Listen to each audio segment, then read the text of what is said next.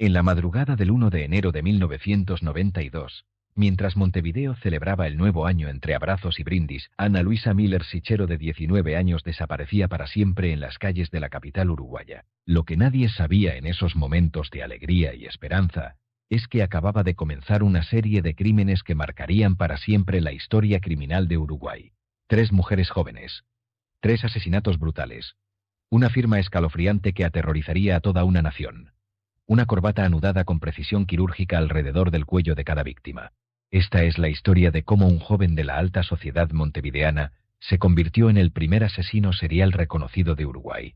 Y la pregunta que aún hoy atormentará su alma: ¿había más víctimas que nunca fueron descubiertas? Montevideo, capital de Uruguay, se consideraba en 1992 una de las ciudades más seguras de América Latina. En el exclusivo barrio de Carrasco, donde las mansiones se alzaban entre jardines perfectamente cuidados, vivían las familias más acomodadas del país, entre ellas los Goncalves, una familia de diplomáticos con conexiones que se extendían por todo el mundo. Pablo José Goncalves Gallareta había nacido en Bilbao, España, el 6 de marzo de 1970. Su padre, Hamlet Goncalves, era un respetado diplomático uruguayo destinado en España, un hombre cuya carrera había llevado a la familia por las capitales más importantes de Europa. A los 9 años, Pablo se mudó con su familia a Montevideo, donde comenzaría una vida que, desde fuera, parecía absolutamente perfecta. Estudió en los colegios más exclusivos de la capital.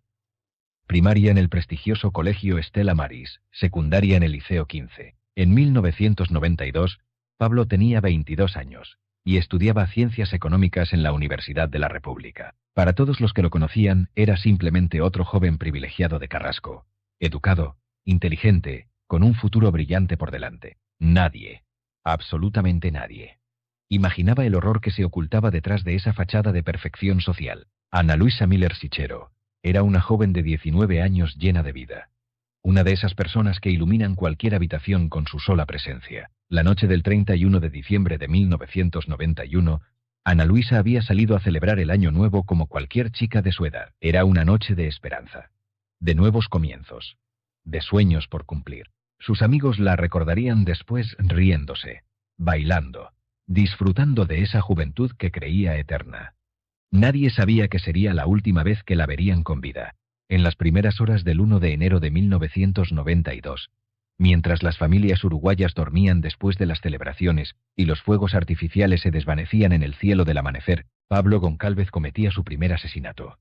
Ana Luisa fue encontrada sin vida horas después. La autopsia reveló que había sido asfixiada manualmente. Pero en ese momento, lo que parecía un crimen aislado, un trágico episodio en una noche de fiesta, pasó casi desapercibido para los investigadores. No había testigos. No había sospechosos claros. No había pistas que siguieran. El caso se archivó como un homicidio sin resolver. Uno más en las estadísticas policiales. 8 meses después, Andrea Gabriela Castro Pena, de apenas 15 años, había conseguido permiso de sus padres para ir a la discoteca England, uno de los lugares más populares de Montevideo. Era una adolescente tímida pero alegre, que esa noche del 20 de septiembre de 1992 se había vestido con sus mejores ropas y había salido a disfrutar de su juventud. Andrea bailó, rió y vivió intensamente cada momento, sin saber que su inocencia estaba a punto de encontrarse con el mal más puro. Las cámaras de seguridad de la discoteca la captaron saliendo del local cerca de las 2 de la madrugada, caminando sola por las calles nocturnas de Montevideo. Sus pasos resonaban en el pavimento húmedo mientras se dirigía hacia la parada de autobús.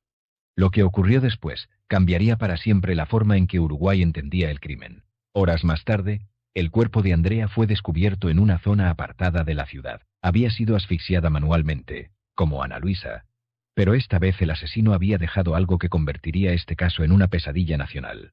Una corbata de seda azul marino, anudada con precisión casi obsesiva alrededor del cuello de la víctima. No era de Andrea, eso estaba claro, era del asesino. Una firma, una declaración de autoría, un mensaje escalofriante que decía: «Esto es mío». El detective inspector Carlos Mendoza, veterano de la policía uruguaya con más de 20 años de experiencia, supo inmediatamente que se enfrentaban a algo completamente diferente. «Esta corbata no es casual», declaró a sus colegas.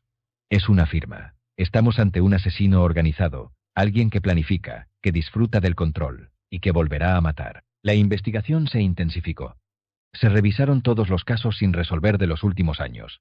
Se entrevistó nuevamente a testigos. Se analizó cada fibra de evidencia, pero el asesino parecía haberse desvanecido en la noche, como un fantasma que solo dejaba muerte a su paso. El 8 de febrero de 1993, María Victoria Williams Sanz, de 22 años, vivía tranquilamente en su casa del barrio, cerca de la residencia de la familia Goncalves. María Victoria era conocida por todos como una joven bondadosa, siempre dispuesta a ayudar a quien lo necesitara. Trabajaba como secretaria en una oficina del centro de Montevideo y soñaba con formar una familia. Su generosidad, esa hermosa cualidad que la definía como persona, le costaría la vida. Esa tarde, mientras María Victoria preparaba la cena en su cocina, escuchó golpes urgentes en su puerta. Al abrir, se encontró con Pablo Goncalves, su vecino, el hijo del diplomático, alguien en quien no tenía razones para desconfiar. María Victoria, por favor ayúdame, le gritó Pablo con aparente desesperación. Mi abuela está muy mal, creo que está teniendo un ataque al corazón. No puedo reanimarla solo, necesito tu ayuda urgentemente. María Victoria no dudó ni un segundo. Su instinto protector, su naturaleza bondadosa, la llevó a seguir a Pablo hasta su casa, sin hacer preguntas. Una vez dentro, la puerta se cerró detrás de ella y la realidad se transformó en pesadilla. Pablo la atacó sin previo aviso. La sometió con una fuerza que ella nunca habría imaginado en ese joven aparentemente educado y refinado. María Victoria luchó, gritó e intentó escapar, pero Pablo la asfixió con sus propias manos en el interior de la casa familiar, mientras los retratos de la respetable familia Goncalves observaban desde las paredes. Al día siguiente, cuando María Victoria no llegó a su trabajo y sus compañeros comenzaron a preocuparse, la policía inició su búsqueda. La encontraron en la casa de Pablo, y por tercera vez en poco más de un año, Uruguay se enfrentaba a un asesinato por asfixia de una mujer joven. La investigación que siguió fue la más intensa en la historia criminal del país. El 9 de febrero de 1993, apenas 24 horas después del asesinato de María Victoria, llegó la llamada que lo cambiaría todo. Un laboratorio forense había encontrado fibras de tela bajo las uñas de Andrea Castropena. Fibras que habían estado esperando durante meses en una bolsa de evidencia. Cuando finalmente fueron analizadas, los resultados fueron escalofriantes. Coincidían exactamente con el material de la corbata encontrada en su cuello. Pero el verdadero avance llegó cuando los investigadores obtuvieron una orden de registro para la casa de Pablo Goncalves.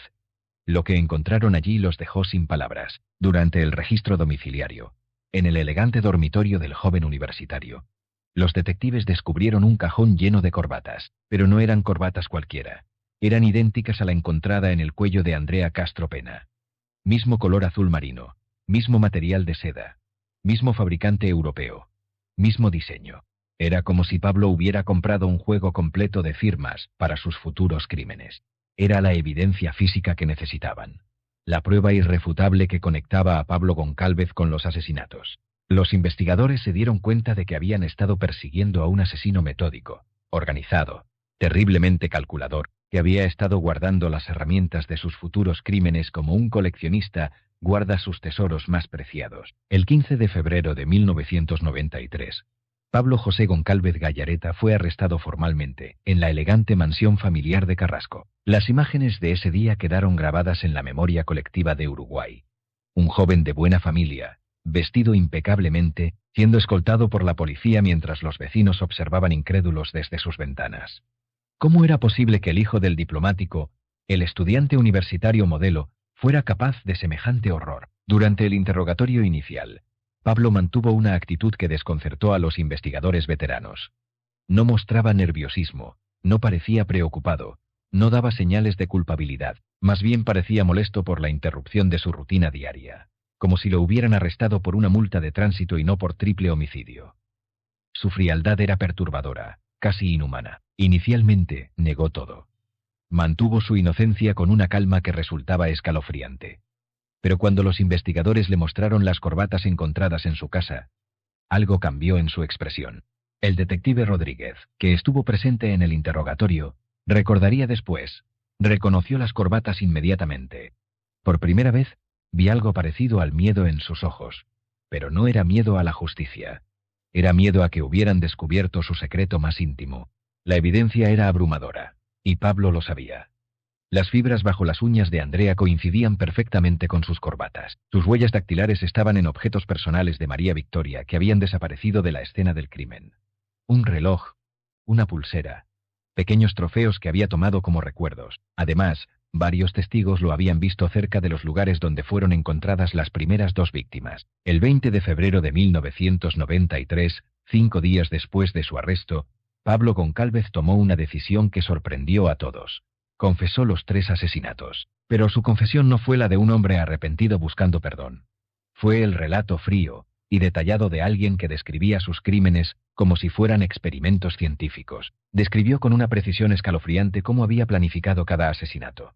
Cómo había elegido a sus víctimas observándolas durante días, estudiando sus rutinas, sus horarios, sus vulnerabilidades. Cómo había usado la corbata no solo como herramienta de muerte, sino como su tarjeta de presentación, su forma de firmar cada obra maestra de horror. Lo más perturbador de todo era su completa falta de remordimiento. Durante la confesión, habló de Ana Luisa, Andrea y María Victoria, no como personas con sueños, familias y futuros, sino como objetos de su fantasía, piezas en un juego macabro que solo él entendía. Para Pablo, las víctimas habían dejado de ser humanas desde el momento en que las eligió. Los psiquiatras forenses que lo evaluaron durante meses intentaron penetrar en la mente de este joven asesino, que había convertido a un hijo de diplomático, educado en los mejores colegios, con todas las oportunidades del mundo, en un depredador que cazaba mujeres jóvenes en las calles de Montevideo. Los informes psiquiátricos revelaron un patrón perturbador que había pasado desapercibido para todos los que lo conocían. Pablo había desarrollado fantasías violentas desde la adolescencia. Fantasías que habían evolucionado lentamente hasta convertirse en una necesidad compulsiva de control total sobre otros seres humanos. La doctora Ana Martínez, psiquiatra forense a cargo de su evaluación, concluyó en su informe: el sujeto presenta rasgos de psicopatía severa y tendencias sádicas profundamente arraigadas. Su capacidad de empatía está completamente ausente. La corbata, descubrieron los especialistas, no era solo una firma o una herramienta de muerte. Era un símbolo profundamente personal de dominación absoluta, una forma de marcar a sus víctimas como propias, de reclamar propiedad sobre ellas incluso después de la muerte. Era su manera de convertir el asesinato en arte, aunque fuera un arte grotesco y macabro. Pablo confesó a los psiquiatras que elegía víctimas jóvenes porque le resultaban más fáciles de controlar físicamente, pero también porque representaban pureza e inocencia, cualidades que él sentía compulsión de destruir. Su modus operandi era siempre el mismo. Primero las observaba, estudiaba sus movimientos, aprendía sus rutinas, luego encontraba la forma de acercarse, de ganar su confianza o aprovechar su bondad, como había hecho con María Victoria. Finalmente las aislaba en un lugar donde pudiera ejercer control total, y allí ejecutaba su fantasía de poder absoluto. Los especialistas estimaron que Pablo habría continuado matando indefinidamente si no hubiera sido capturado. Su patrón estaba escalando.